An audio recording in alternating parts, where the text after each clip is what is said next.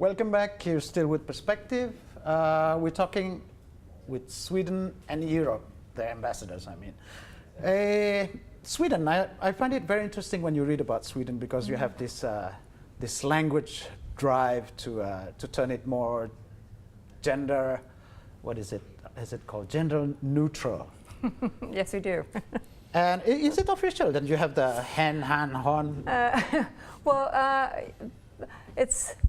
We have in Sweden. There's a large debate been going on for ages, right. for this, I would say centuries, but decades at least, about gender roles, right. women, feminism, but also it's been broadening not only to talk about women and women's rights, also to talk about men and the relationship between men and women, and also to talk about whatever is in between, and people, how they define yourself. And we're moving away from defining yourself as only a woman or a man. Some people don't want that. Some people would like to be part of both. Yeah, part of both, or nothing at all. Okay. And not to mark the word. Then we started using, and it's become quite popular, the word hen. Which is between han, which is han, he, and hon, which is hen. Okay. It has nothing to do with chicken or anything at all. On the contrary. Strong, independent people that assert themselves in society. Yeah. Is this happening in other countries in the EU as well? I think Sweden is a little bit taking the lead on this. I think but it's been a very strong movement in particular the Scandinavian, the Nordic countries. I think they're at the vanguard of gender issues. I think.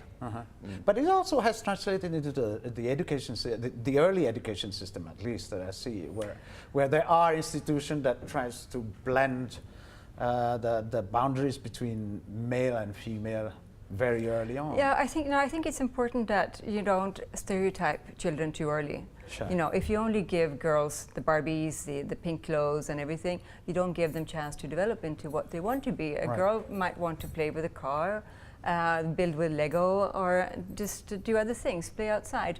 Same thing, a boy, maybe it's part of he wants to play with the dolls. It could be in a can again. Yeah, cook. Yeah, and cook and whatever. And I think it's important that they, at the early stage, are given all these opportunities to develop into full human beings. You know, you don't want only men and only women. You want the human being behind it. And that's coming quite strongly. Sweden is already known for I mean, in terms of gender, I think women are also working women are I think it's the world's largest. We are the world's leader. Yes, no? yes, we are. I think we're. And also in terms of education and things like that. Education, I think also, but it has to do a lot. And I actually got this on my official Facebook, and this question also. Why do we have it? And I think it's part of the explanation is because quite early on, already in the 50s, 60s, we started building affordable, good quality and accessible childcare. Ah, okay. And with that, women were given the opportunity, they had the opportunity of going out in the workforce. To have work time. And their work. And they knew that the children were taken care of in a good and pedagogic and educational way. Right. Not just left with someone, and then but that the children were, happens. the children were developing, and that has actually helped a lot. So now we actually have more girls at universities than boys.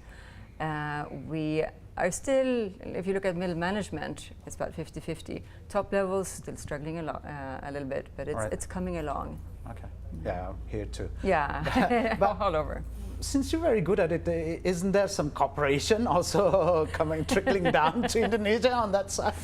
No, well, we have decided to focus our development cooperation on development, and on other countries that are poorer, looking at countries in Africa and some of the really poor Southeast Asian countries. So with Indonesia, we have more of a, let's say, partnership again. But we work with values and we work with ideas, and so when we go out and talk, we talk about important things like gender, like rights of children and children's development, innovation, things that we think could be interesting for Indonesia to hear about and to learn our experiences. Okay. On EU, for example, I mean, you're talking EU is huge. Indonesia is actually also huge in its own. What are you doing socially in terms of people-to-people contact, raising the awareness between the Indonesian and Europe, for example? We're doing quite a lot on that. First of all, we try to promote more exchanges, be that tourism going this way or the other way, in both directions. We also try to promote Indonesian students and facilitate for them to travel to Europe. We just had this higher education fair where we, in one big room or one big hall, we invite all the EU member states and universities from Europe to come here and present to the Indonesian students how do you, what are the education possibilities in Europe, how do you get your visas, how do you get your scholarships, etc. So as to facilitate, precisely as you say, that the people-to-people contact, which is so important. Yeah, I think so too. Fortunately, we have to break again.